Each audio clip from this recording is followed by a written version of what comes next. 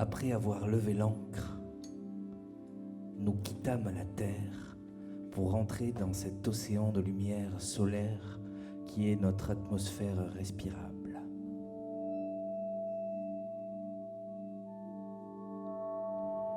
Ayant atteint ces extrêmes limites, nous nous engageâmes résolument dans les rapides de la région de l'ozone. Nous allions si vite que nous ne pouvions estimer la vitesse acquise et qu'il nous semblait rester immobile.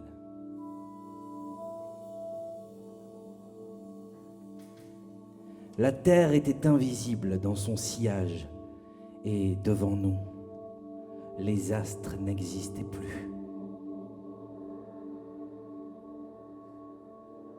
Enfin, nous fîmes la grande chute dans le vide, éclaboussés par une écume d'étoiles. Nous louvoyâmes devant la grande ours durant 7 siècles d'horloge, passant souvent sous les arcs-en-ciel noirs, puis, ayant doublé le cap d'Orion, nous piquâmes droit devant nous, dans la direction du sud, qui est le nord du ciel. Nous pêchions des êtres interstellaires qui nous ébahissaient tant qu'ils nous semblaient étranges. Tout le monde était gai, bien portant. À l'exemple de mes hommes, je secouais l'espèce d'hébétement qui s'était emparé de moi en voyant réussir ce départ inespéré. Je donnais ordre de hisser notre grand pavillon d'or aux armes de la passion humaine et je m'approchai d'un hublot. Voici ce que j'ai vu en sortant de mon esprit en chair de poule.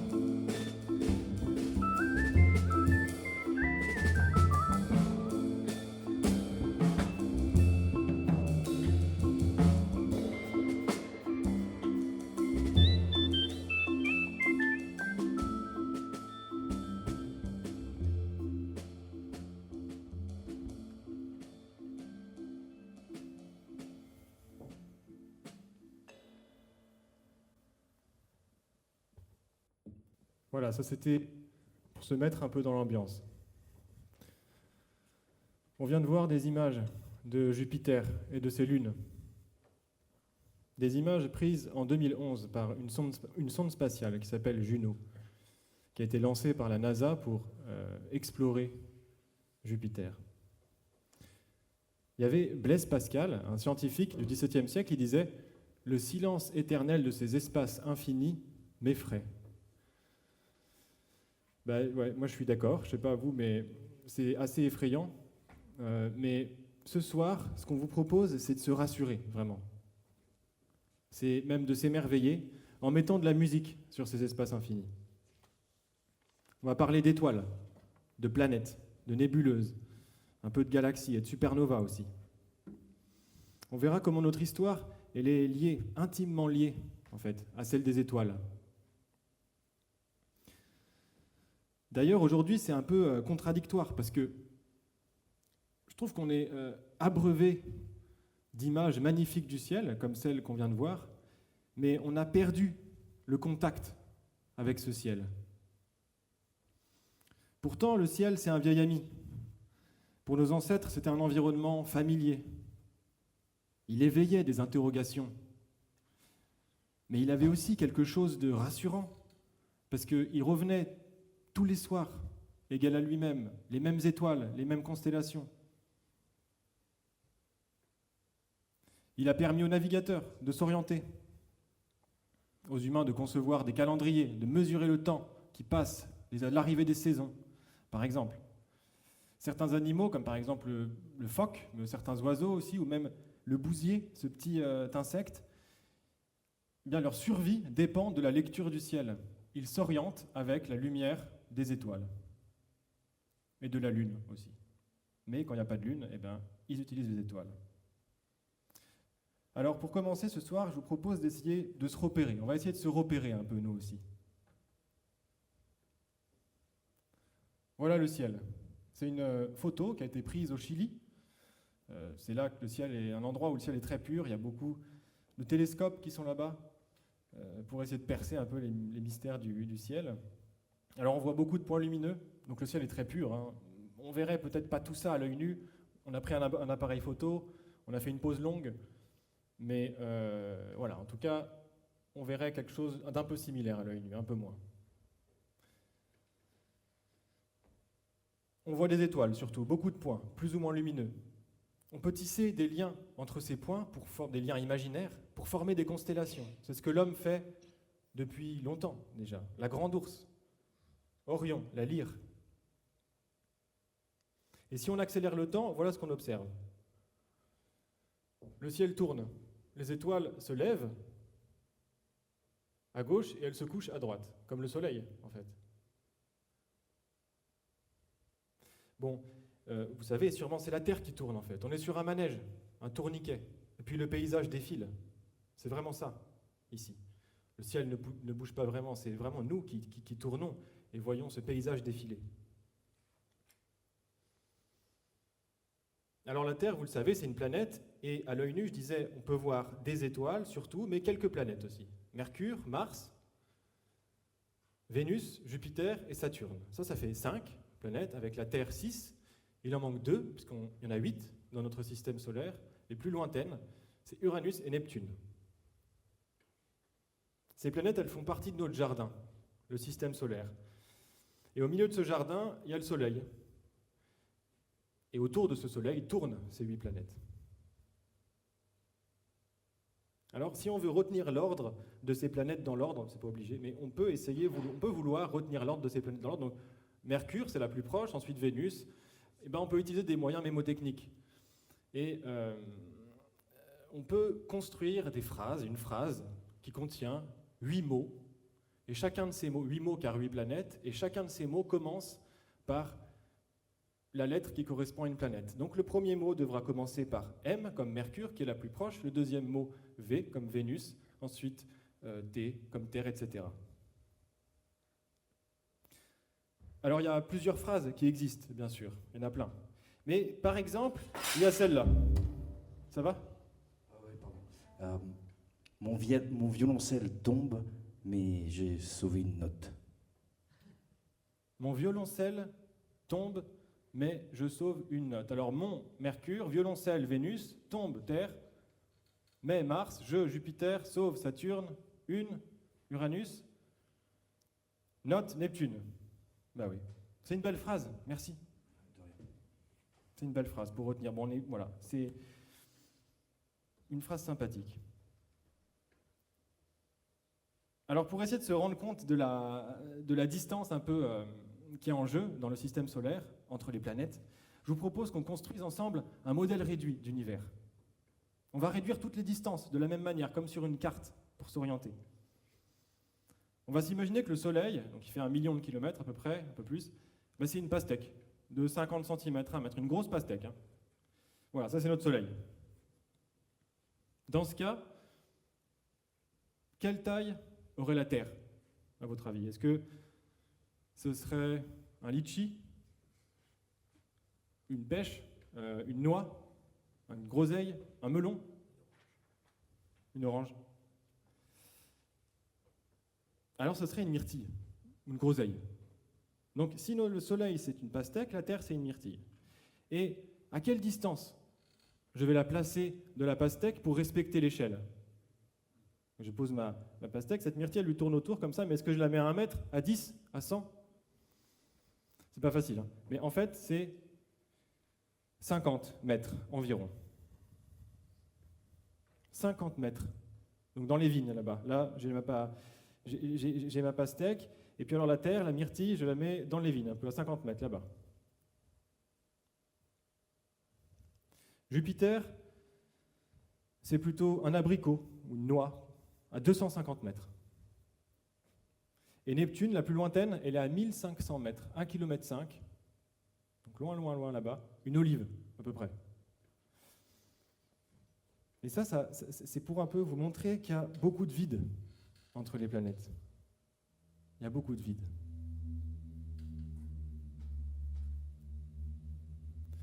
Alors on va imaginer maintenant que tout ça, on va réduire encore l'univers en fait. Tout ça tient dans une pièce de 1 centime, 1 centimètre environ. Donc on prend notre système solaire, 10 milliards de kilomètres, on le réduit à une pièce de 1 centime. L'étoile la plus proche, Proxima du Centaure, dans ce cas-là, elle serait à 30 mètres. Donc, toutes nos planètes et le Soleil sont dans cette petite pièce de 1 centime, et à 30 mètres par là-bas, l'étoile la plus proche. Donc, en fait, quand on sort du système solaire, on ne rencontre pas grand-chose pendant assez longtemps. Pas de problème de voisinage. Et alors nous, on est dans le système solaire qui appartient à la galaxie qu'on appelle la Voie lactée. La Voie lactée, elle contient des milliards et des milliards d'étoiles, milliards de petites pièces de 1 centime. Et sur notre modèle réduit d'univers, cette galaxie, la Voie lactée, elle aurait la taille de la France. Donc si notre système solaire est une pièce de 1 centime, notre galaxie, c'est la France. Et si on veut savoir, on peut se demander où se situe la galaxie la plus proche de la nôtre, Andromède, peut-être vous connaissez. On peut la voir à l'œil nu par une nuit bien noire sans lune. Donc Andromède, c'est une autre galaxie qui est assez loin et qui contient elle aussi des milliards d'étoiles. Et bien, dans notre modèle réduit, elle serait en Australie, à 15 000 km. Donc, système solaire, pièce de 1 centime, la France, c'est notre galaxie, à 15 000 km, Andromède, la galaxie la plus proche. Il y a des milliards de galaxies. C'est vertigineux, enfin je trouve en tout cas que c'est vertigineux, et c'est pour essayer de vous faire sentir un peu les distances colossales qui sont en jeu, et le vide de l'univers. Il y a énormément d'astres, énormément d'étoiles, de planètes, de galaxies dans l'univers, mais aussi énormément de vide, beaucoup d'espace entre eux. Puis aussi on se rend compte que nous, sur la Terre, on pèse pas bien lourd. On est assez petit en fait. Et ça, quand on regarde le ciel, tout ce vide, toutes ces distances faramineuses, on ne s'en rend pas compte. C'est pas possible, on ne peut pas apprécier ça. On a bien du mal à s'imaginer tout ça. Autre chose qu'on ne peut pas voir, c'est impossible, c'est que, en regardant le ciel, c'est qu'il est ce ciel en constante évolution. Je ne parle pas du fait que le ciel tourne, mais qui bouillonne de vie. Il y a des vibrations, il y a des astres qui se créent, qui se transforment, qui naissent, qui explosent en permanence. Ils se rencontrent, ils interagissent.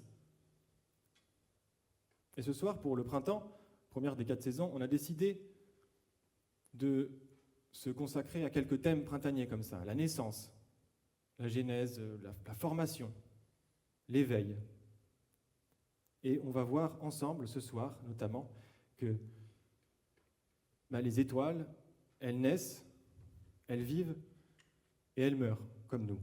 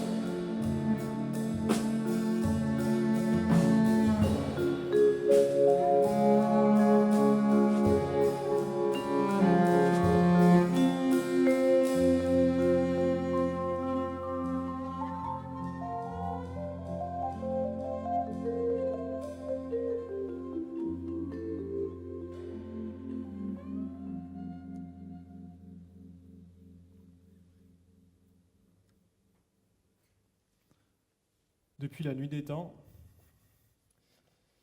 sur la Terre, les êtres vivants voient le soleil, notre étoile. Ils le regardent se lever, se coucher, depuis des millions d'années, bien plus. Pourtant, on le disait juste avant, le soleil, enfin les étoiles en général, elles ne sont pas éternelles. Elles naissent, elles vivent, puis elles meurent. Ici, on le voit bien, notre soleil. C'est une photo prise par un satellite qui étudie le soleil, qui s'appelle l'Observatoire de la dynamique solaire, un satellite lancé en 2010 par la NASA. Et on sait aujourd'hui que le soleil, il a 4,5 milliards d'années et qu'il est au milieu de sa vie, 40 ans à peu près, en âge humain. Comment est-ce qu'il est né, ce soleil? Plus généralement, comment les étoiles se forment-elles et où? Ça, c'est des questions qui ont titillé les astrophysiciens pendant très longtemps et qui gardent encore une part de mystère aujourd'hui. C'est un vrai sujet de recherche, la formation des étoiles, la formation stellaire. En fait, pour comprendre comment elles se forment, ces étoiles, il faut non pas regarder le Soleil, mais regarder plus loin, bien plus loin. Il faut utiliser des télescopes puissants, avec des instruments sophistiqués, sensibles à une lumière que nous autres humains ne voyons pas. Par exemple, la lumière infrarouge, la lumière ultraviolette. Et il faut pointer ces télescopes vers ce qu'on appelle des pouponnières stellaires, des pouponnières à étoiles.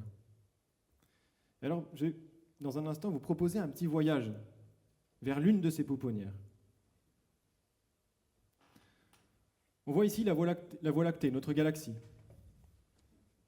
On peut imaginer ça comme une map monde, un planisphère. Vous savez, les planisphères de la Terre en 2D, comme ça on voit la Terre, qui est en réalité une sphère.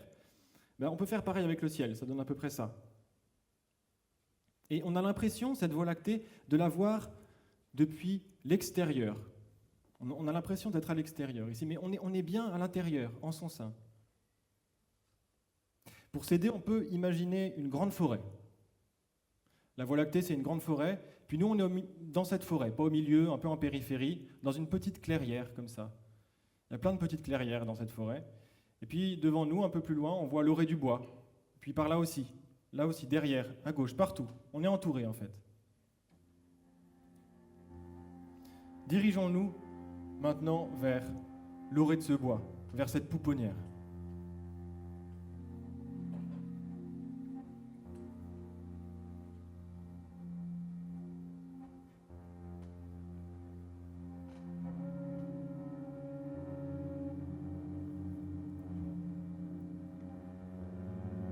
Ça, c'est la nébuleuse de l'Aigle.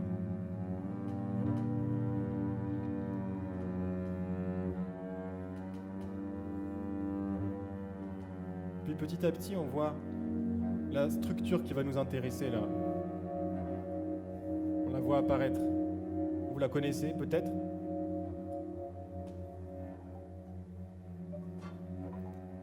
Les piliers de la création.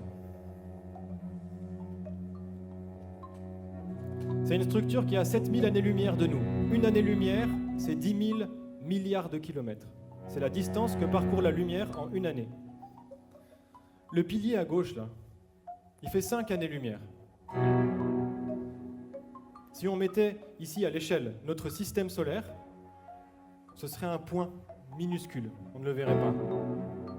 Ça, c'est une autre image, une autre photo prise par le télescope James Webb Space Telescope. C'est un télescope qui a été lancé très récemment. Et ça, c'est une vue de ces piliers en infrarouge, en lumière infrarouge. Le mot pilier fait référence à la structure, bien sûr, et création au fait que de nouvelles étoiles se forment à l'intérieur. Et ce sont ces étoiles qui illuminent ces piliers de l'intérieur. Ce sont elles qui forment ces sculptures de poussière cosmique.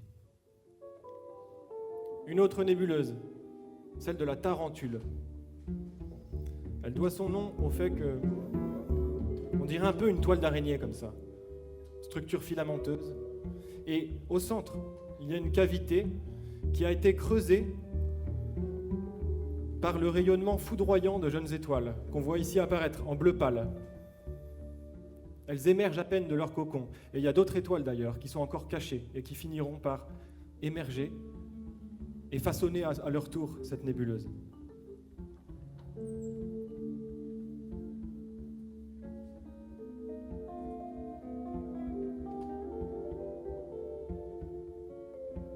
La nébuleuse a la tête de cheval, c'est comme ça qu'on l'appelle. Dans la constellation d'Orion, on dirait une sorte d'apparition éthérée qui émerge de la poussière interstellaire. Là, on voit carrément une étoile individuelle, en formation. L'étoile, elle est au centre du sablier, on ne la voit pas. Elle est toute petite. Mais on voit la lumière qu'elle émet sous forme de jet, en haut et en bas. Cette étoile, elle n'a que 100 000 ans. Mais c'est extrêmement peu en fait pour une étoile. C'est comme si on voyait un bébé de 1 jour. Encore une autre, le nuage de Rho-Ophiuchi, prise en 2023 par le télescope James Webb. Des étoiles se forment ici même, dans ce cocon.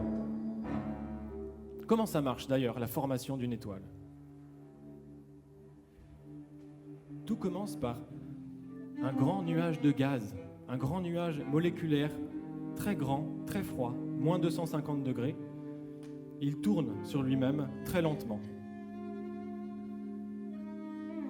La matière est en mouvement, mais tout a l'air calme. Puis ça commence à frémir. Il y a des petits craquements ici et là. Ça commence à grincer, à bruire. Le nuage s'accélère et s'effondre progressivement sur lui-même. La matière s'accumule au centre du nuage. L'étoile se forme, la température augmente énormément. On passe de moins 250 à des millions de degrés.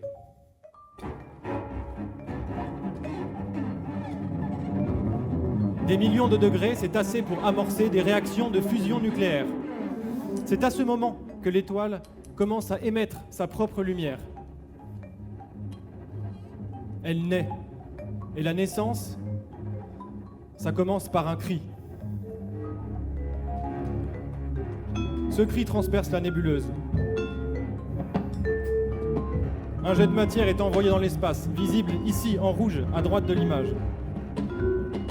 L'étoile déchire le cocon dans lequel elle est née. Elle veut de la place pour vivre. Cette étoile toute jeune, elle découvre ses frères et sœurs. On en voit au moins 6 sur l'image, ces petits points lumineux.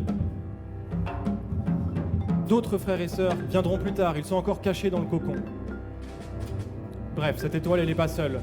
Il y a toute une fratrie. Et ces étoiles, elles font un barouf, du tonnerre.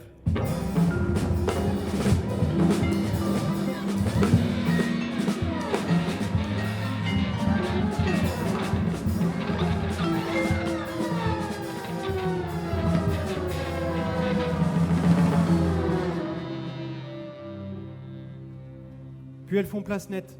Au bout d'un moment, le cocon va se dissiper, la poussière va disparaître, elles entament leur vie.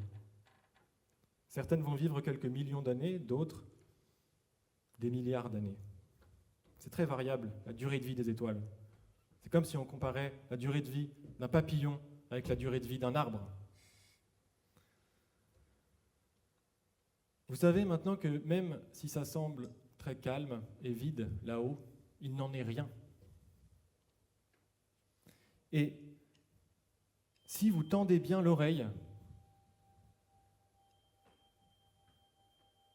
vous entendrez peut-être le cri d'une étoile qui naît.